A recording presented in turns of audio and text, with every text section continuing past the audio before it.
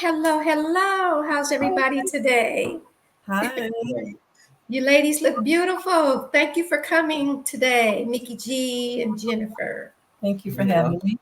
You're welcome. Listen, everyone, we want to thank you also for stopping by to see what we're gabbing about on Gab with Gold to Bronze today. We realize that there's many other radio stations and TV stations that you could have checked into, but you decided to see what we're talking about. So we do appreciate that. And while I'm at it, I would just like to say that we are sponsors of Golden Swan Cadre, which is a 501c3 domestic nonprofit organization that advocates against domestic violence towards women. But we don't stop there. We advocate for women's health, women's mental health, maternity health, self care, and mindfulness. So we have a lot of initiatives that we do to help women. So if you would like to take a look at our website, that is www.goldenswancadre.com. You can find us on Facebook under Golden Swan Cadre and on Instagram, the official underscore goldenswancadre.com.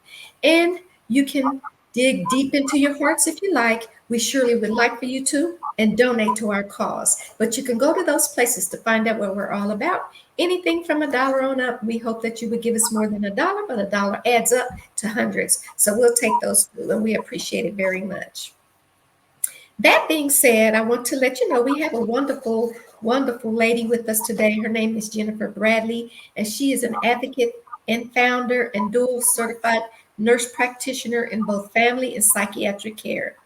After losing her youngest son, Carrington, who she daringly referred to as SIP, last name Fry, to tragically in the Georgia Department of Correction system, Jennifer set out on a journey to hold the GDC accountable and shed light on the unspeakable conditions of the Georgia prisons by telling and writing about SIP's story. She decided she dedicates her blog space between Peace and Pieces to speak about SIP's tragedy, criminal justice reform, and other social justice issues that plague our communities and society all across the United States of America. It's not just in Georgia. But Jennifer's story is from the Georgia prison system. Jennifer also founded a mental health practice she named in memory and in honor of her son, Sip. She calls it the Carrington Clinic. There, she is able to give back some of the essentials she was denied herself when needed most, compassion and grace. And we welcome to our TV show today, Miss Jennifer Bradley. Yay! Hi, Thank thank you for you. coming. Thank you. Do you have a few words you'd like to say first before we get started? Other than, thank you guys for having me. I really appreciate the opportunity. I'm always thrilled, even though it's such a tender spot when I'm speaking about my son or any cause, anything about his life. So I really appreciate the opportunity to tell his story, which is my story. All right. Thank you for saying that. Can I ask you first, can you just give us a little backstory on his story that landed him in the Georgia prison system? Absolutely. So I moved Sip and his older brother here from Arkansas about 14 years ago. They were really young. So came here, with the mindset and the idea of providing them with like opportunities that my hometown didn't have.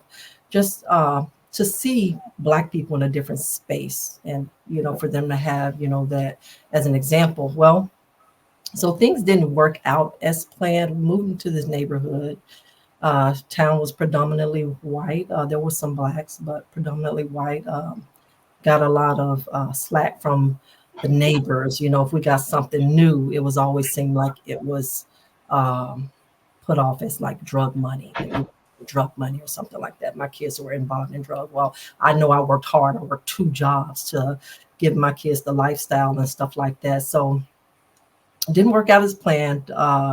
Sip ended up leaving the neighborhood a lot. I mean, both of my boys did. They felt like it was uptight. They felt like they were being watched all the time. They would always leave the neighborhood and go hang out with friends.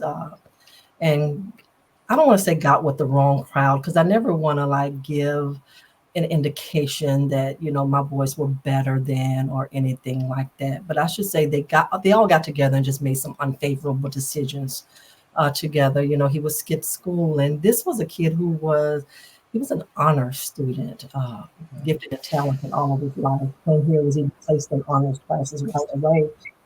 Very gifted in sports. Anything that he touched, I hate to sound cliche, but anything he touched, he had the Midas touch. I mean, he was really good at everything he did, from playing the clarinet to growing up to all of that. So he came here, and he ended up skipping school. They was like bring girls in and out of the house, smoke weed.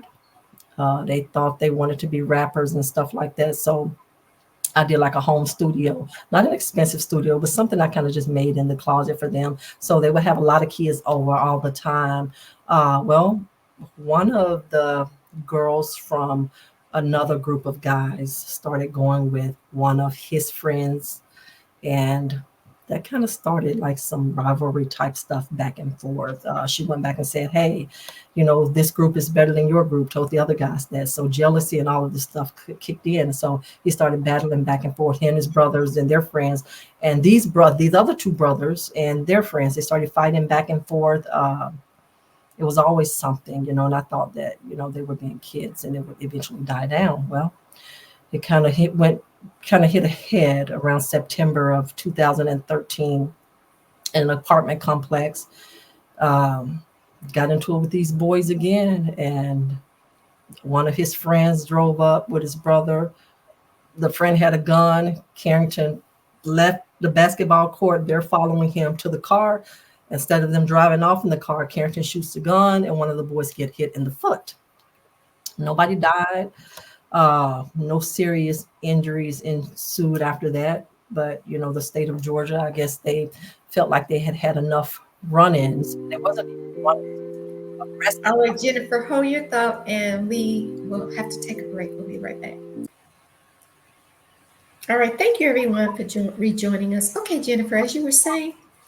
So I guess the when at police, I guess they had enough run-ins, and it wasn't even run-ins like my kids were constantly being arrested, but the neighbors, I mean, the police had been to my house. I know probably in a few months, I'm just guessing like 30 times.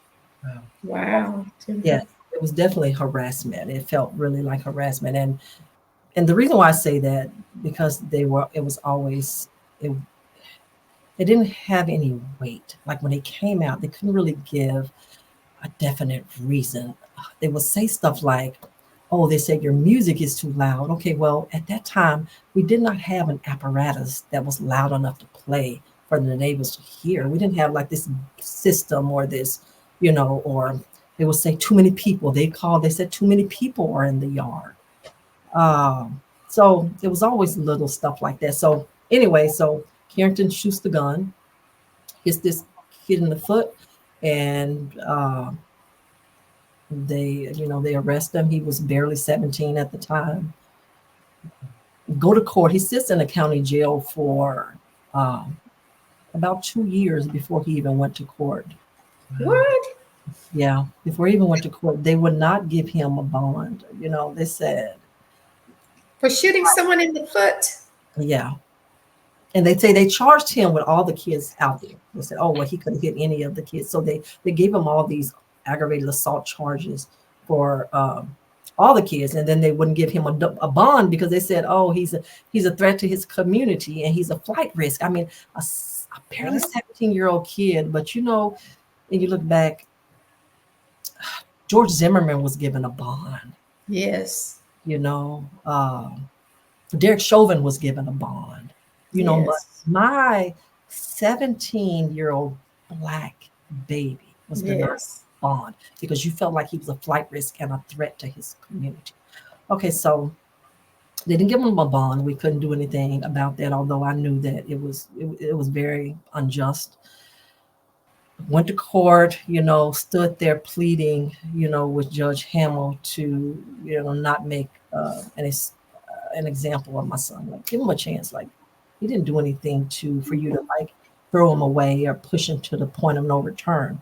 Like, there's still growth here. Like, what he did, was it wrong? Of course it was wrong. And Carrington realized that it was wrong after he did it. But he was a 17-year-old kid who Right.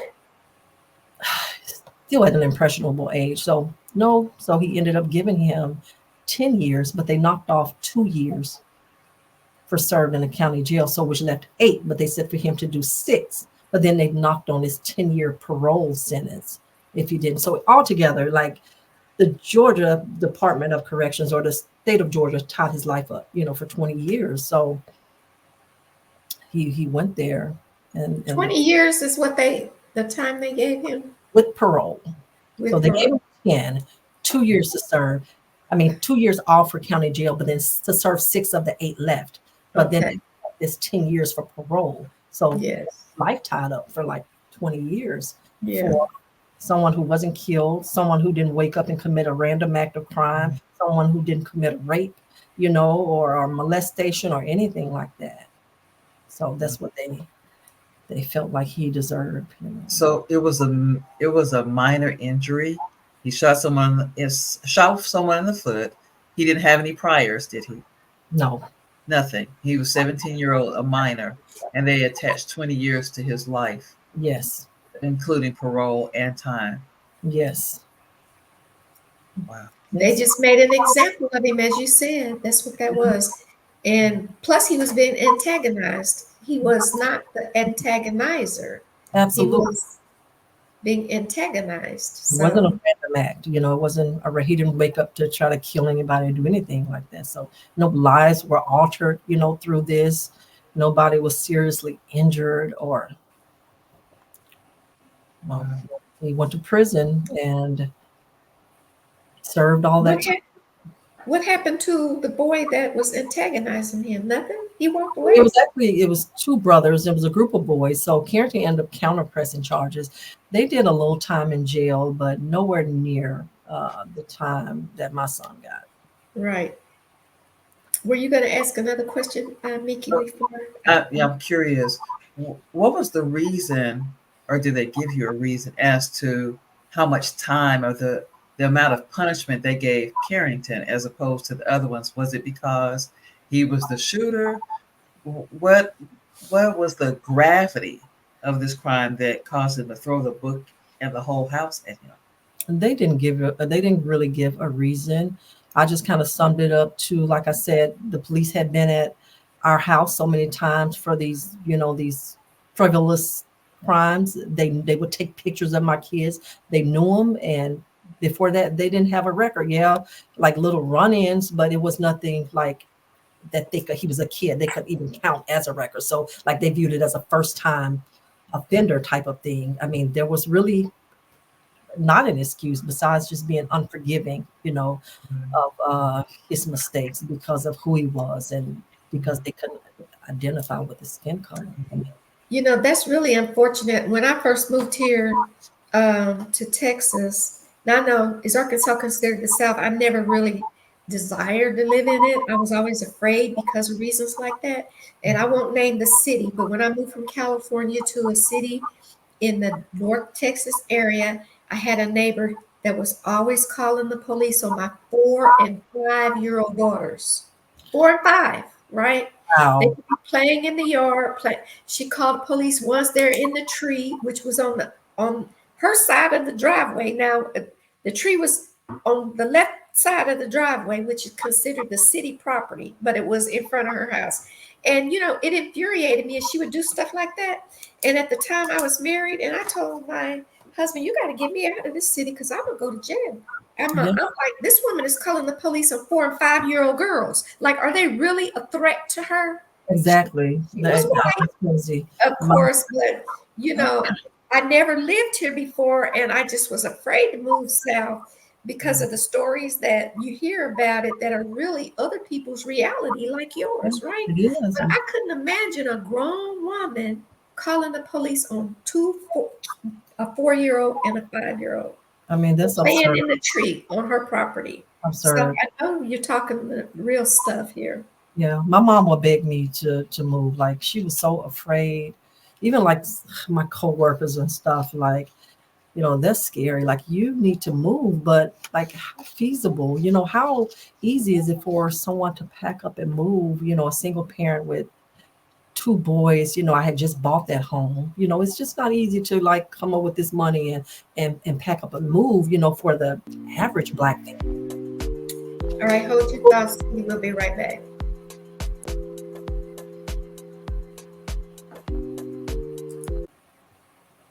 All right, all right. Thank you for returning. So, Jennifer, did you ever move from that neighborhood, or did you stay in that neighborhood after that? I did move, but I just moved like 2 years ago, and I wanted to move when Carrington, after he became incarcerated, and he said, "No, Mom, let's just wait. When I get out, we'll look together, but let's just wait." So I did, but he ended up not getting out because he was murdered, right before his release date. Tell us about that. What happened exactly that you know of? I'm Uh, sure they're withholding some well, information. that I know of, and this came from, officers and nurses and other inmates of what happened. There was so he had befriended this guy.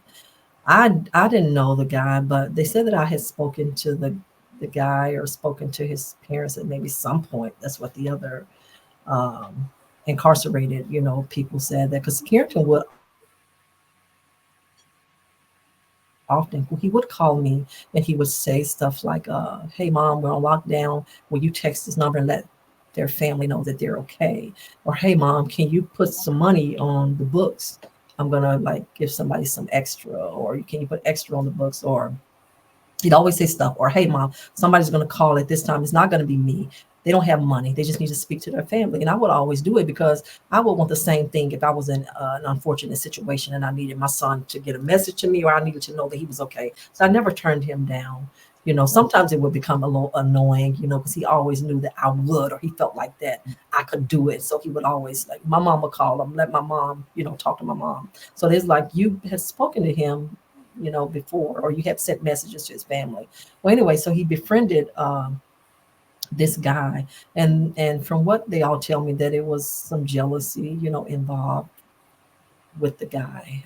He was really jealous of Sip, and he was doing a lot of stealing on the ward. This guy was, and he stole. Carrington had a contraband phone, like they use contraband phones in there. He had a contraband phone, and the guy stole the contraband phone from him. And Sip asked him, about the phone, and so I don't know anything about prison. I never been there, but like from what the officers and the other incarcerated people said, that there's this thing where like you you ask the person to, you don't you okay, it's like, I don't want to fight you, I don't want any trouble, but Right. remove yourself from the ward. And they said at that point the person does this, they go and tell the guard, "Okay, I want to be put in isolation." And it kind of keeps the confusion down. So this Yeah. person removes themselves and go put themselves in isolation. They said, well, this boy left to do that, but apparently he just did that to catch Carrington off guard. Like he backtracked, like, and came back with the knife, because the officer said, "We never saw him, but this is what was told to me that happened." You know?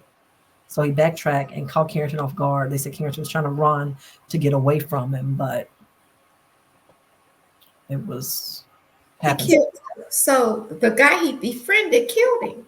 Yes, and this is a guy, they told me that they've seen Sip feed him like out of a soup. He's like, Carrington had a reputation in prison, like taking care of other inmates. And this is what they told me.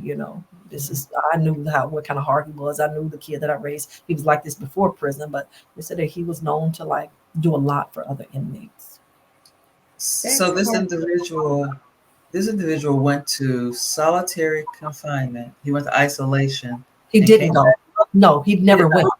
But he made it Okay. seem like he was going to go, I guess, to catch Carrington Throw off guard. throw Oh, Sip Walked out. Yeah. away, yeah, like he was going to, but I guess he wanted to set that up. So they said they don't know if he went to get the knife, or he left. He already had the knife, and he did it like to make it, to catch him with his guard down.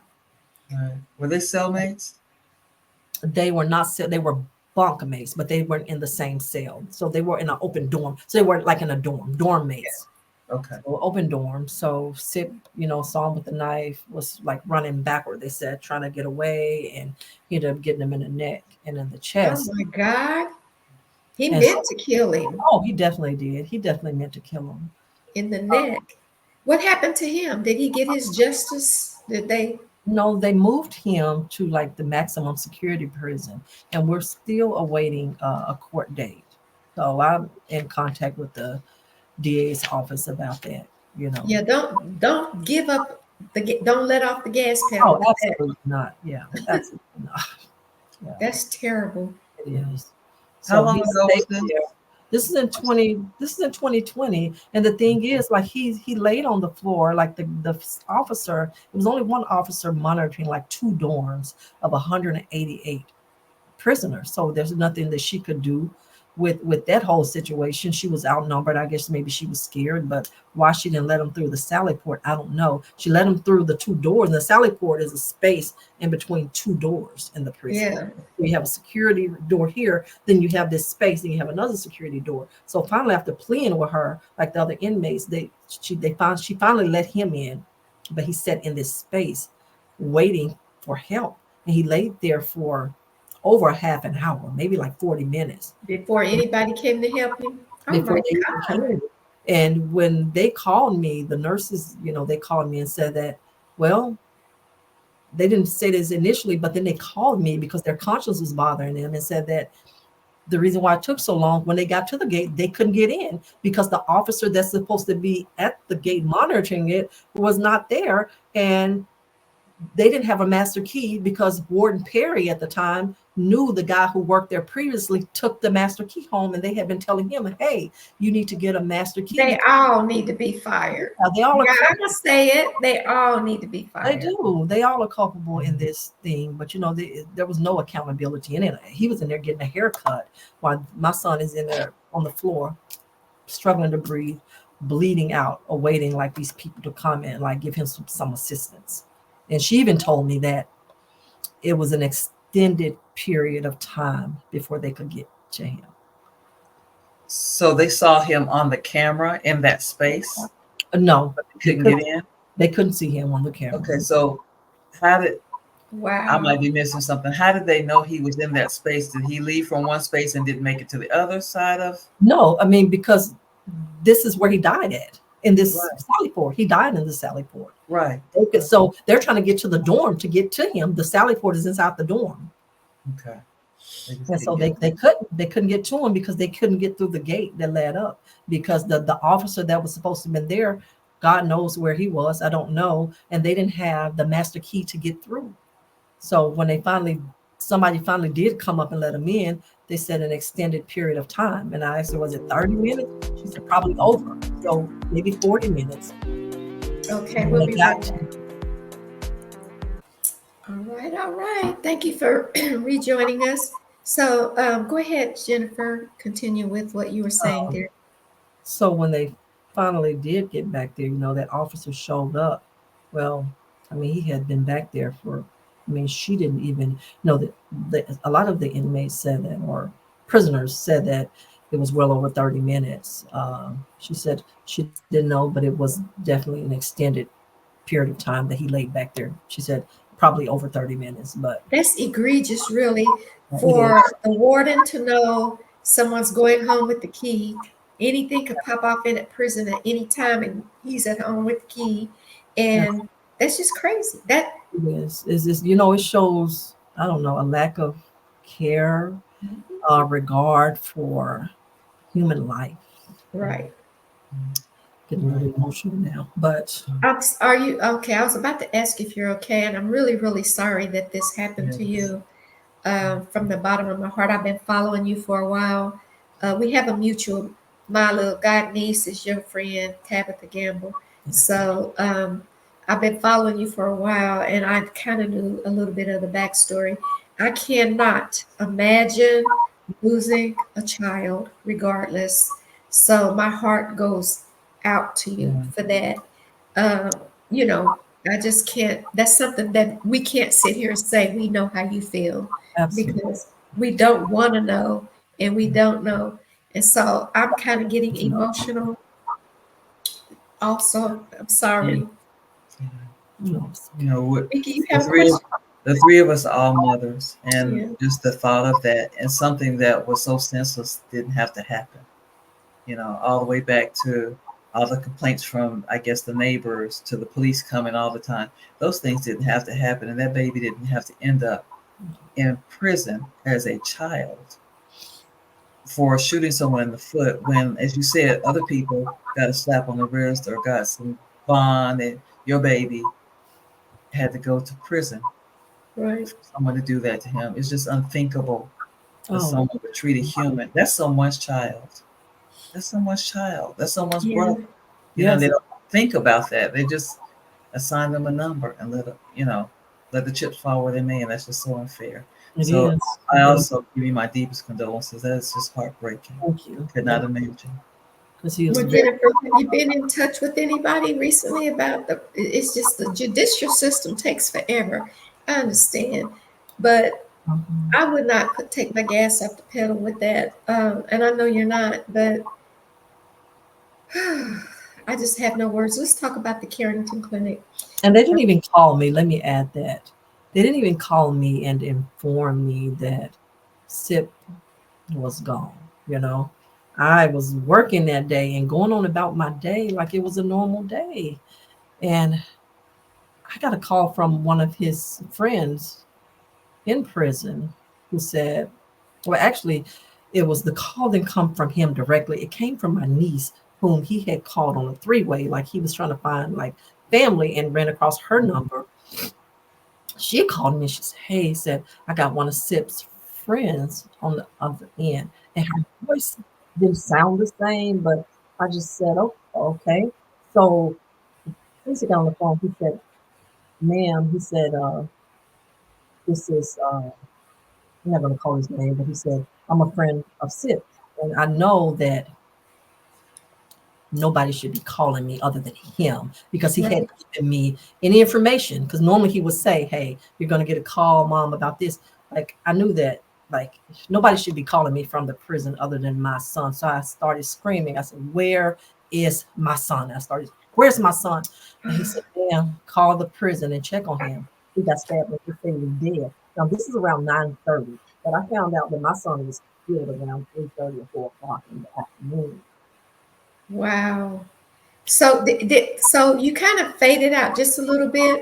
Did you say that he told you he was dead, or just to call the He prison? said, call the prison. He said he'd been stabbed and they said he was dead. Those were his Oh exact wow, words. This is what one of his incarcerated friends said. So it wow. happened like around 3:30 that afternoon. But I didn't get this call from the other prisoner until like 9:30. Like no contact was made to my phone from any prison official. Nobody tried to reach out and say, hey, this is what happened. They didn't even tell me where his body was. I had to call around and get that. It's just so many. Well, what was their explanation for the delay, and what was their reasoning before for not contacting you immediately? According to Warden Perry, who lied from jump from A to B, said that it was under investigation. So, like, why he That's could no tell reason not to call you, though. Right. there's no reason. And he said, well, his our first duty is like to provide life-saving measures to him or something of that nature. Yeah, right. Like you didn't do anything because he laid and died on the floor. For You 30 minutes. Yeah. that doesn't take, you it took you these 7, 8 hours to call me, to call a mother who just lost her child in your prison. Yeah. Yeah. It I seems wonder those why didn't. the guard on duty didn't try to render aid. Aren't they supposed to be trained in first aid They and are. how to cut off blood flow, circulate, how to. Absolutely. But I think that she probably was afraid because it was one of her to 188, prisoners. That's She, unfortunate, she never man. stepped out of her booth, she never stepped out of her booth. But you know That's what? I bet that's against protocol. Excuse me, Mickey G. I bet you that's against protocol just to sit there and watch an attack. They have alerts and alarms where they're supposed to call for help. She did. She did call for help, but they couldn't. And They from nurses, the lady who was in the infirmary that day had turned the radio all the way down, and then they didn't hear it. So it was a lot of things that played a part in him. And this is what her exact words: he was doomed to die that day. what My makes her God. say that? She said because of the series of events that happened in the prison, yeah, they were preventable, but under those circumstances, he was doomed to die that day.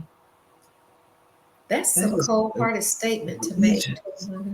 I mean, That I is, it is, but I think, I think she was just saying that unfortunate, like with all the mishap that goes on in prison, they hate that it was him, but if they didn't correct things, like it was going to happen because they didn't put things in place to like to protect the prisoners. I mean, it sounds cold, but Yeah, I think that from her standpoint, I think she meant that because of everything that the prison does not correct or that they don't go out of their way to provide, like these constitutional rights, like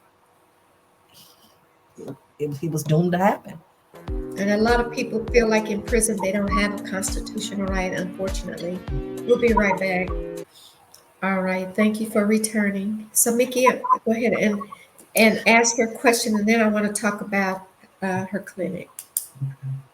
so it was just egregious, and the fact that they delayed and didn't call you up front, I have questions about that. But the people who were negligent, well, we say allegedly negligent, and not taking care of him, was there any disciplinary action against any of those people who didn't step up to do what they were supposed to do for your son? No, but from what I was told, that incident caused a lot of people to quit. Warden Perry was fired after that. I'm not, you know, That's good.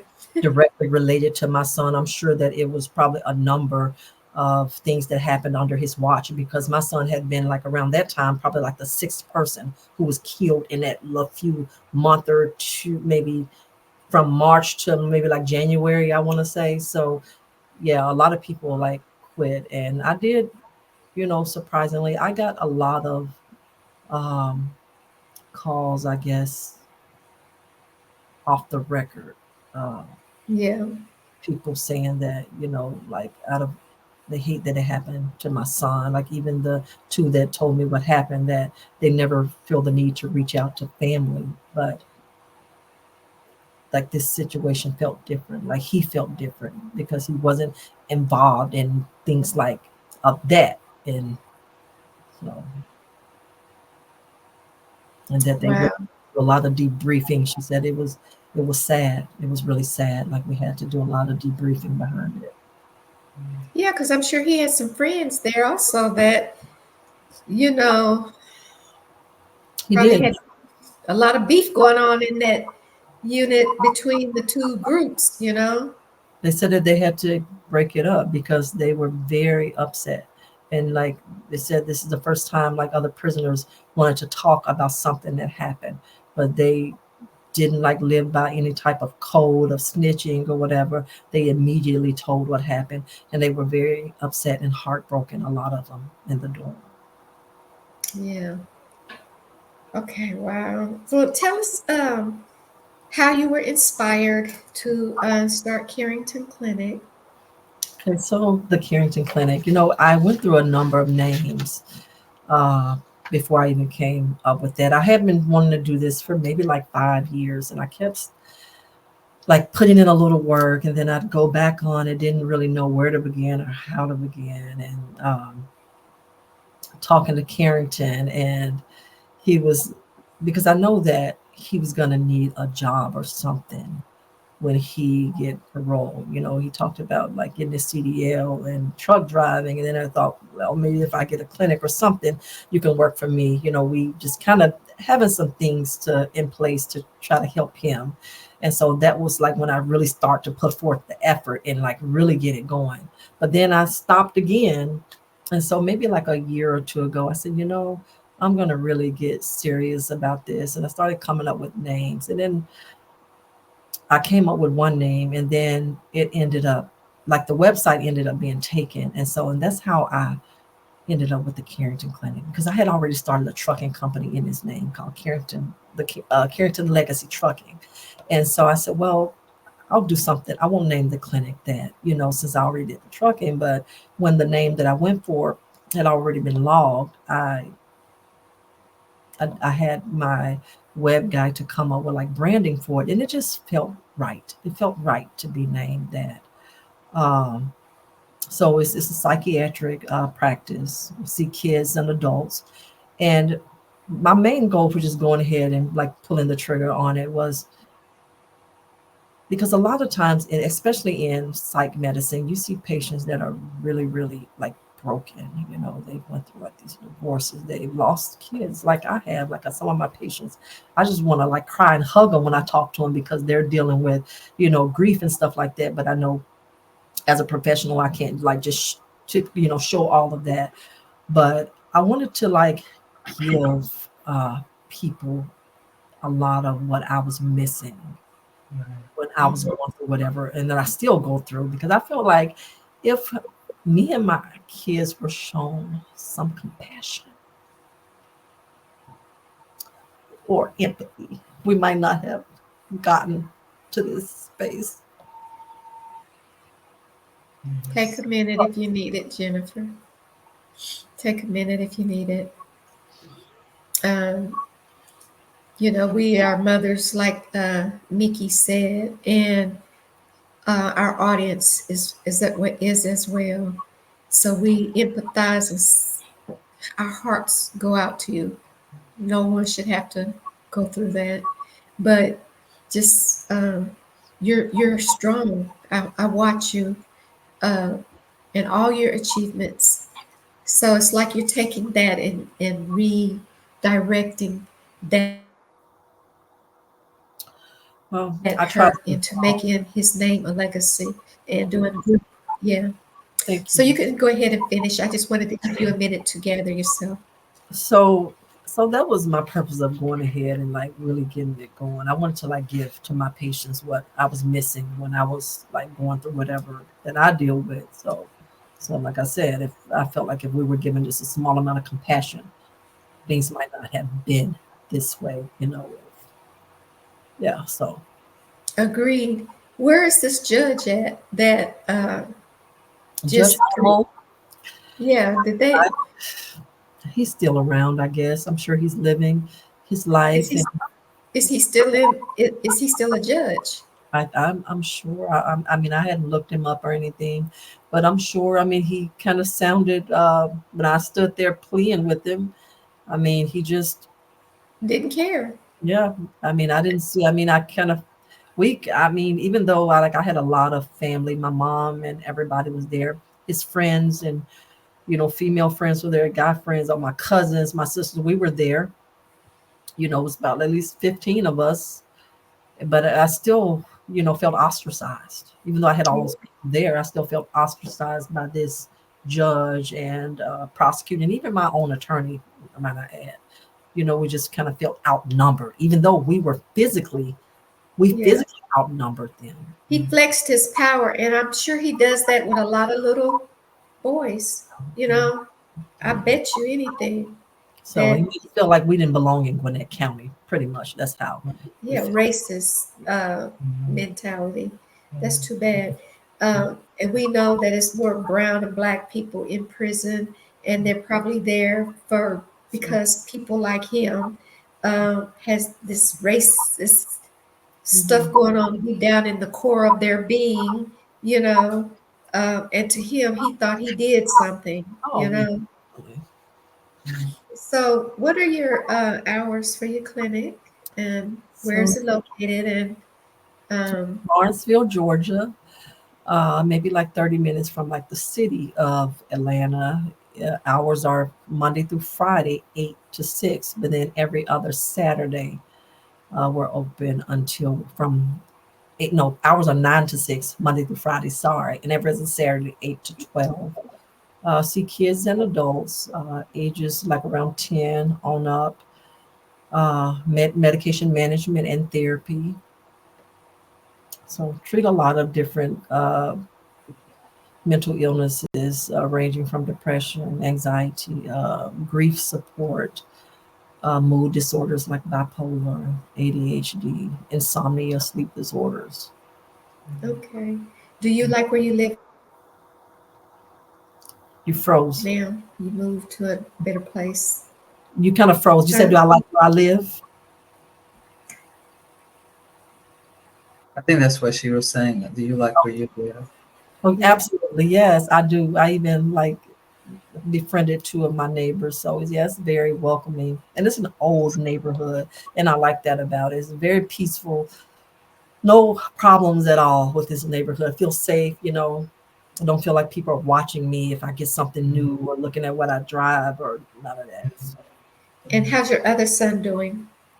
he's doing, he's doing pretty good. Like he's a lead welder at his job. He's married with two beautiful kids, but he has those moments where, because they were really close. They were barely 2 years apart. So now he's an only child. Well, biological. I raised my sister's kids too through her untimely death. So they were raised like sisters and brothers. But as far as biological, that was his only brother with me. Now he had a lot of siblings on dad's side, but raised in a house with him.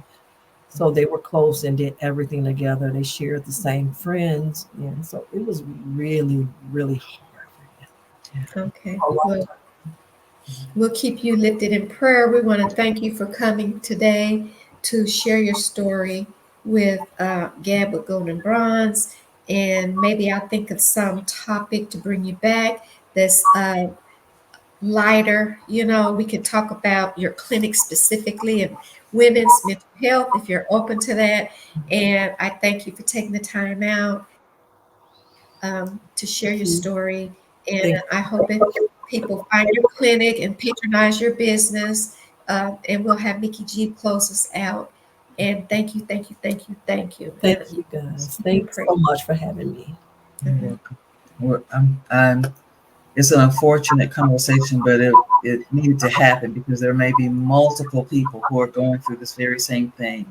And so compassion is the key, obviously. Um, so again, as Golden Bronze said, we thank you. So I want to shift a little bit. And because Gab with Golden Bronze sponsors Golden Swan Cadre, I want to tell you quickly how to donate. So with Chime, you go to $ Golden Swan Cadre. The G, the S, and the C are all capitalized. Right. The Golden Swan Cadre at gmail.com. You can I'm go to just our writing it website, down. www.goldenswancadre.com. Instagram, you visit the charity section and find the official _ Golden Swan Cadre. Facebook, you visit the charity section as well, find Golden Swan Cadre. We thank you for helping us make an impact today. And I also want to tell you that Gab with Golden Bronze is on radio on VGN every Saturday at noon. So you can find us there. We're expanding, we're growing, we're international. So thank you so much for joining us. Thank you All guys. right. Thank you, everyone. And come back tomorrow. We'll have another wonderful topic and somebody else great as always. So thank you. Peace out, everybody.